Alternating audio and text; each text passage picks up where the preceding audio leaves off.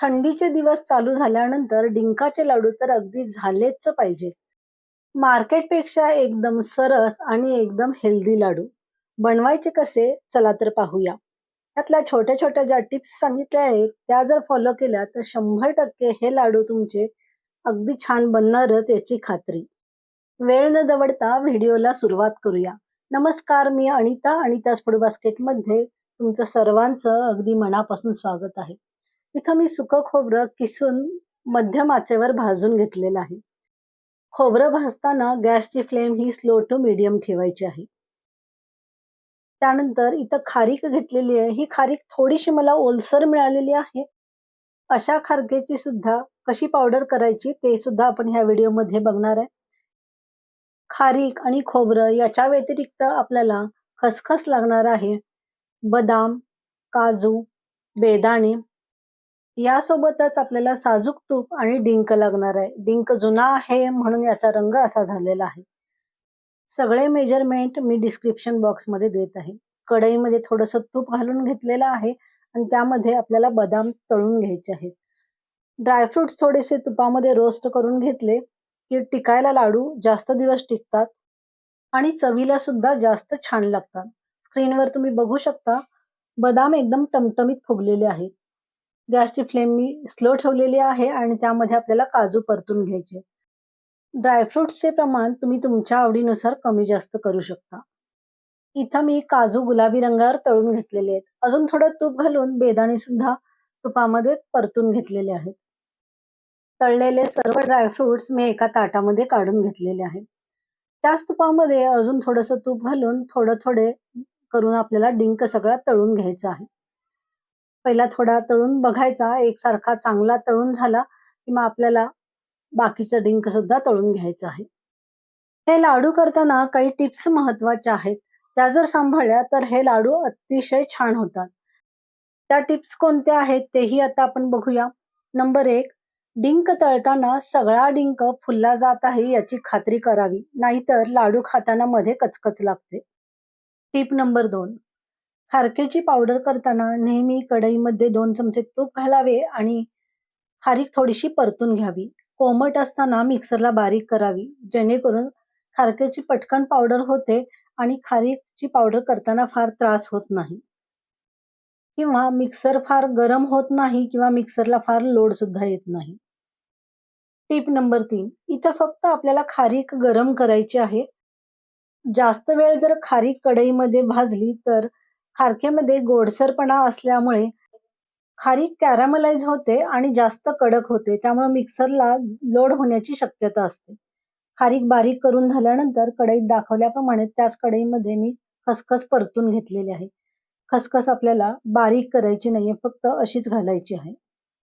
खारीक थोडी ओलसर असल्यामुळे इथं स्क्रीनवर दाखवल्याप्रमाणे थोडीशी जाडसर पावडर झालेली आहे. म्हणून मी परत एकदा ती परतून घेतलेली आहे आणि नंतर मिक्सरला बारीक करून घेतलेली आहे. स्क्रीनवर दाखवल्याप्रमाणे डिंक, काजू, बदाम आणि बेदाणे सगळे आपले तळून झालेले आहेत. आता जी खारीकची पावडर केली होती ती परत एकदा मी गरम करून घेतलेली आहे आणि नंतर थंड झाल्यावर आपल्याला मिक्सरला बारीक करून घ्यायची आहे. डिंक मिक्सरला पल्स मोडवर बारीक करून घेतला तरी सुद्धा चालतो, पण मी इथं मॅशरनी थोडेसे फक्त मॅश करून घेतलेले आहे, जेणेकरून लाडूमध्ये डिंकाचा क्रंच लागेल. आता आपण साहित्य बघूया. डिंक, बेदाणे, काजूची क्रश केलेला आहे, बदाम क्रश केलेला आहे, गूळ घेतलेला आहे आणि खारीकची पावडर आहे. मी स्क्रीनवर परत एकदा दाखवते जवळून खारीकची पावडर किती बारीक झालेली आहे. जरी खारीक थोडा ओला असेल तरी सुद्धा इतकी बारीक पावडर होऊ शकते. भाजलेले खोबरं आहे ते थोडंसं मी हातानेच चुरून त्याला क्रश करून घेतलेलं आहे स्क्रीनवर दाखवल्याप्रमाणे. असे खोबऱ्याची वेगळी चव खूप छान लागते.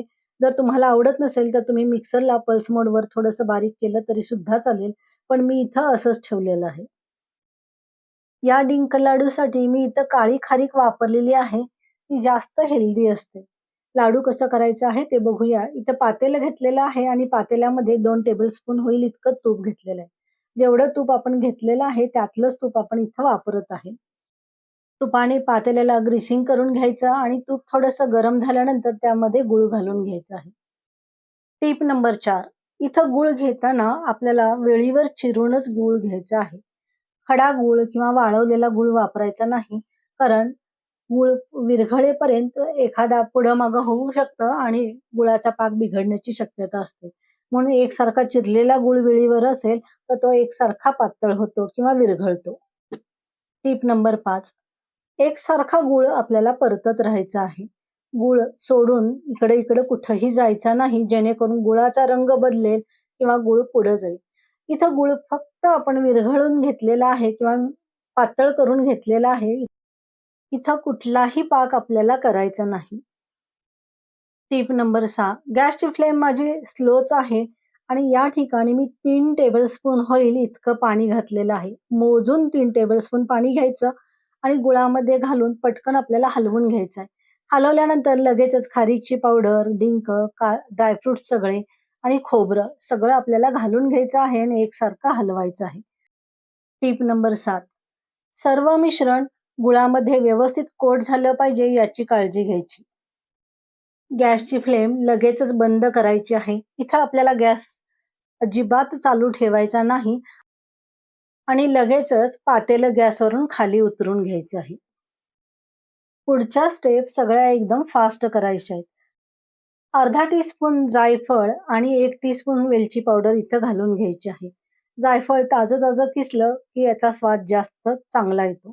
ज्या ठिकाणी ज्या वेळी मी जायफळ आणि वेलची पावडर घातलेली आहे, त्याच्यामुळं लाडूला स्वाद एकदम जास्त छान येतो.